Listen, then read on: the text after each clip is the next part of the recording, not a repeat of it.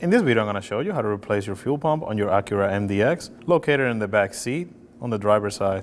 Let's get started. First, we're going to locate the fuse box that's under the dash. Next, we're going to be removing fuse number 21, which is the fuel pump. All we need to do is find it, which is right here. It will be number 21. If you notice, they do have a number right next to them. All we need to do is take it out, just like that. Now we're ready to turn the vehicle on and just let it die on its own. That will assure that there's no fuel pressure left when we remove the fuel pump. Moving to the driver rear of the vehicle, we're gonna be removing the rear seat. And to do so, we're gonna be moving the seat forward. We're gonna be removing this trim. Simply grab it and pull it out, just like that. The same goes for this piece. Simply grab it, being very careful. Just pry it out. Now that we have it loose, we're gonna simply just move the seat back and unclip it from the front. And now we're ready to unclip it from here, the same way.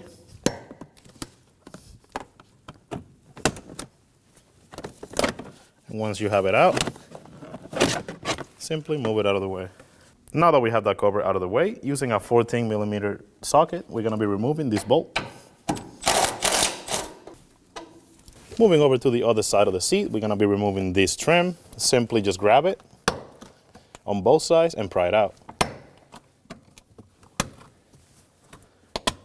Like I said, being very careful. A lot of these plastics are brittle. Now we're gonna be removing this 14mm bolt. I'm using a 14mm socket. Take it out. Moving the seat forward, we're gonna locate this 14mm bolt, and I'm gonna be using the same tool, the 14mm socket, and we're gonna remove it. Moving on to the back of the seat, we're gonna be removing this plastic cover the same way we removed the top one, just like that. Using a 14mm socket, we're gonna remove this bolt. Now that we have the seat fully unbolted, we can simply lift the front of it to get to our connector, which is located right over here. And then all we need to do is pry on the tab, slide it out of the way, grab yourself a pry tool, and pry on the tab, just like that. And just move it out of the way. Now that we have the seat fully unbolted and disconnected, we can simply grab it and pull it out of the way. Just being very careful not to hit the door. Lift it and slide it out. Now that we have the seat out of the way, we're gonna lift on this cover, and we're gonna have 3 Phillips screws. Using a Phillips screwdriver, we're gonna remove those.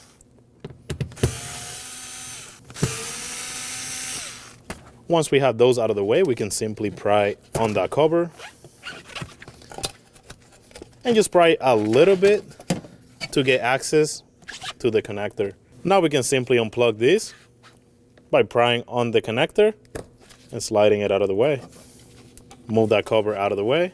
I like to put some heavy on it just so it doesn't move while we work in this area. Now we're ready to disconnect the top of the fuel pump. And to do so, we're gonna have this hose right here.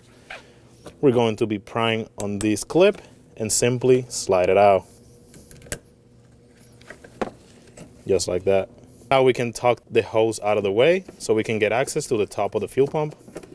Now that we have the connector and the hose out of the way, we're gonna simply use a removal tool for the fuel pump. We're gonna put it into place and take it off. So this is a threaded cap. All we need to do is remove it like so, get it loose, and you should be able to spin it by hand. If not, just get the tool and hit it again. Remove the ring. Before we remove it out of here, we want to make sure we have a place where we can set it up, because this will get some fuel out.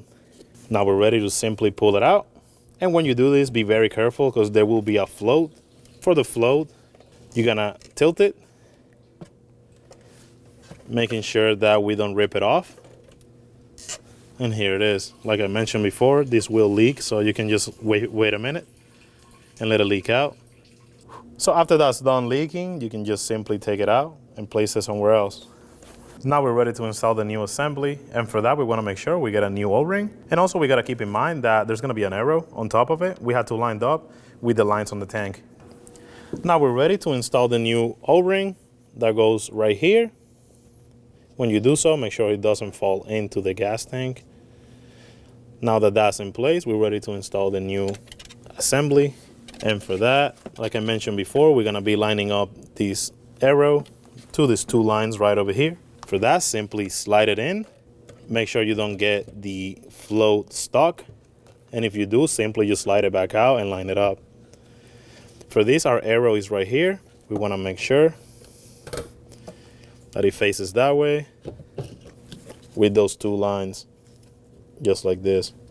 Now that you have it lined up, simply push it down and start it by hand.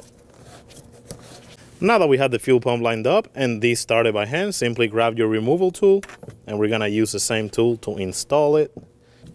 So this is gonna wanna twist when you tighten it. Just make sure when you do so, you hold on the pump and then tighten the O-ring. And now we're ready to plug everything back in. Now we're ready to plug the hose back in. Simply lined up the clip like this. Find the hose that we tucked in earlier. And if you did this correctly, the hose should have like a natural bend to it, just like this. If you find it that you have to fight the hose, that means you didn't align the arrow to the tank. So just keep that in mind. Now that we have that connected, we can make sure we plug the fuel pump in place. Make sure you hear a click. We're ready to install the lid. Now we're ready to reinstall the 3 Phillips screws that go over here.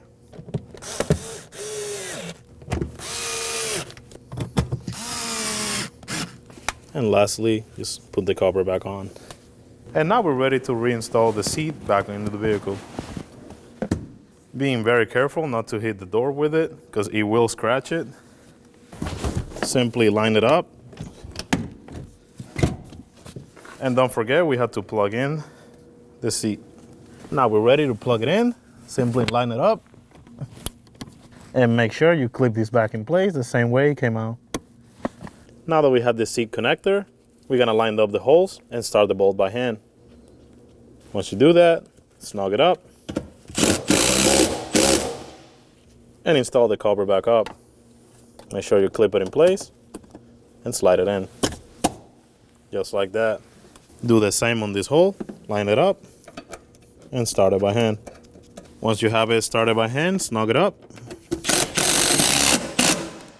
And now we're ready to do the same on the front bolt. Line it up with the hole, start it by hand, and snug it up.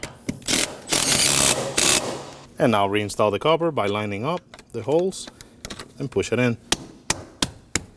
We're ready to do the same on this hole. Get it snug. And now we can put the cover back on. And now we're ready to reinstall this piece. Simply line it up and clip it in place.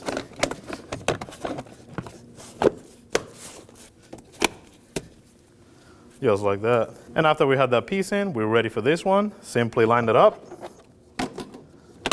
and clip it in place. And now we're ready to install the fuse.